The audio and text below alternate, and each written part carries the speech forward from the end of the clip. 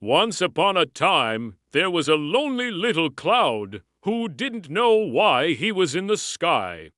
This little cloud was named Nimbus, and he spent his days floating around the sky aimlessly, just going with the wind wherever it took him. Now, Nimbus loved seeing all of the wonderful things down below. Every once in a while, he would look down and see birds soaring through the air like they were made for the sky just like him. And he would watch them with envy because they seemed so happy and free. But when Nimbus tried to join them, they would always fly away from him. And that made Nimbus feel even lonelier than he already did. One day, Nimbus decided he had enough of feeling lonely. He wanted to find out what his purpose was in the sky. So he did something brave.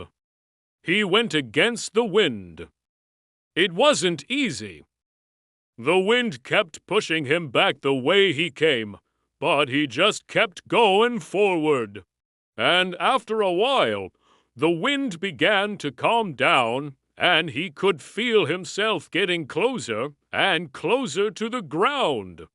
At first, he was scared, but then he started to get excited. Maybe being close to the ground would help him figure out why he was in the sky. As he floated past some tall mountains, he saw a majestic eagle soaring above them. And this eagle was unlike any bird that Nimbus had ever seen before. Its feathers were spread wide, and it seemed like it was riding the wind itself. So Nimbus gathered up all of his courage and shouted, "Excuse me, Mr. Eagle, could you tell me why I am in the sky?" The eagle turned its head and looked at Nimbus. And then it said, "I'm sorry, little cloud, but I don't know what your purpose is. You will have to keep searching." So the eagle spread its wings and flew off in the distance, leaving Nimbus feeling more lost than ever before. He floated across the mountains and into a big, open desert. And as he passed over the sand dunes, he saw a flock of birds flying in perfect formation. They were honking loudly, and it sounded like they were laughing at him. So Nimbus called out to them, "Hey, you birds, can you tell me why I'm in the sky?" The birds stopped their game and turned to face Nimbus. One of them spoke up and said, "Why are you in the sky?"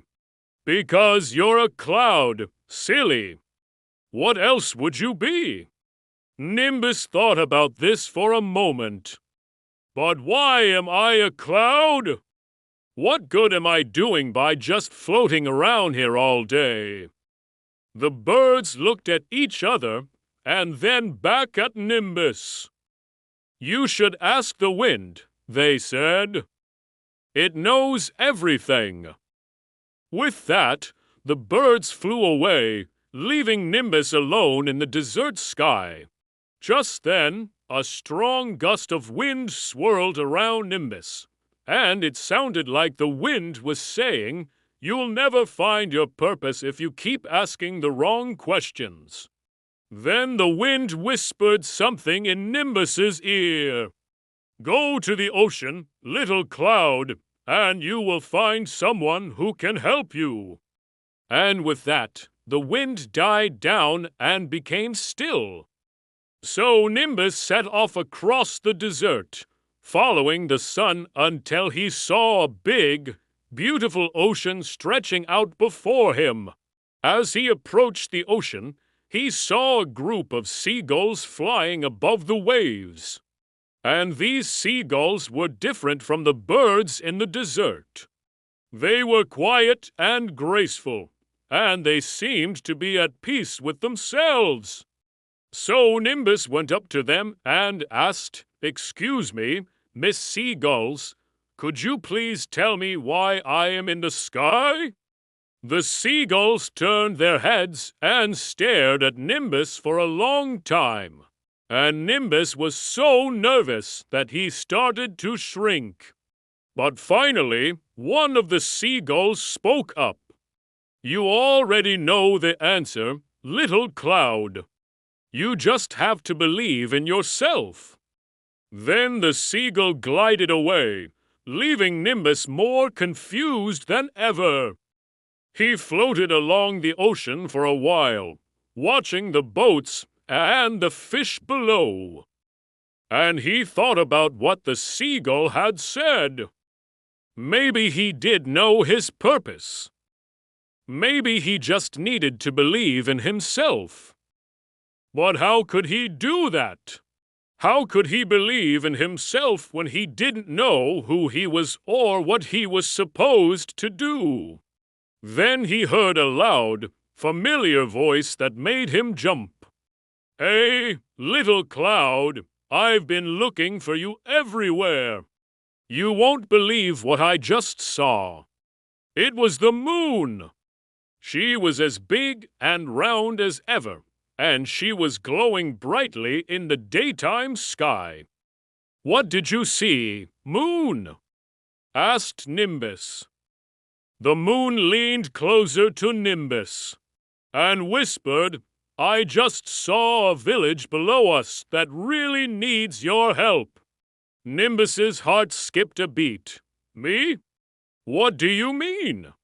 The moon explained, "The people in that village have been working hard all year.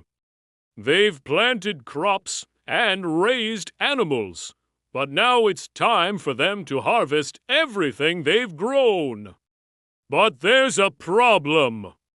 They haven't had any rain in months, and their crops are dying without it. If they don't get rain soon, they will have nothing to eat."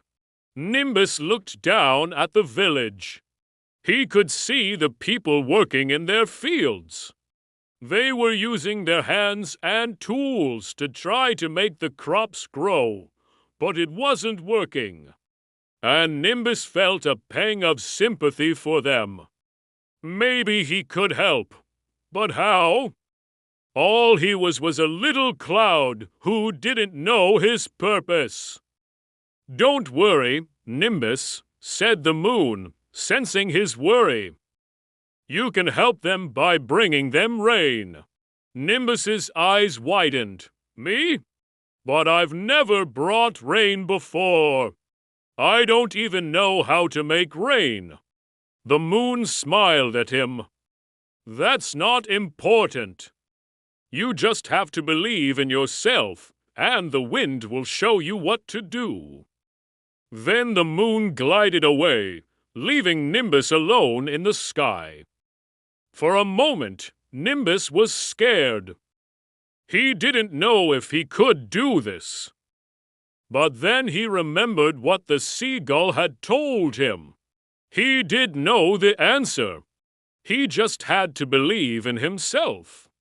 So Nimbus took a deep breath and closed his eyes. And when he opened them again, he saw that he was no longer afraid. He knew what he had to do. The wind began to swirl round Nimbus, and it showed him how to move his body and shape his form. And Nimbus did everything the wind told him to do. At first, it didn't look like anything was happening. But then he felt something inside of him start to grow. It felt cool and refreshing, and it grew and grew until it was too much to hold inside. And then it came out of him in big, fat raindrops. Nimbus watched in amazement as the rain fell from his body and hit the ground below. The rain poured down on the village and the fields, and it looked like the whole sky was crying. Nimbus felt so good. He was helping the people below, and he finally understood why he was in the sky. He was meant to bring rain to those who needed it. As the rain fell, Nimbus saw the people in the village running and jumping for joy. They were so happy to see the rain, and they thanked Nimbus with their smiles. He was the loneliest little cloud in the sky, and now he knew his purpose. He felt like he was part of something bigger than himself. He was part of the sky, and he was meant to help the people below. From that day on, Nimbus was no longer a lonely little cloud. He was a hero to the people in the village, and he was a friend to the birds, the plains, and the wind. And every time he saw the moon, he knew that he was exactly where he was supposed to be. The end.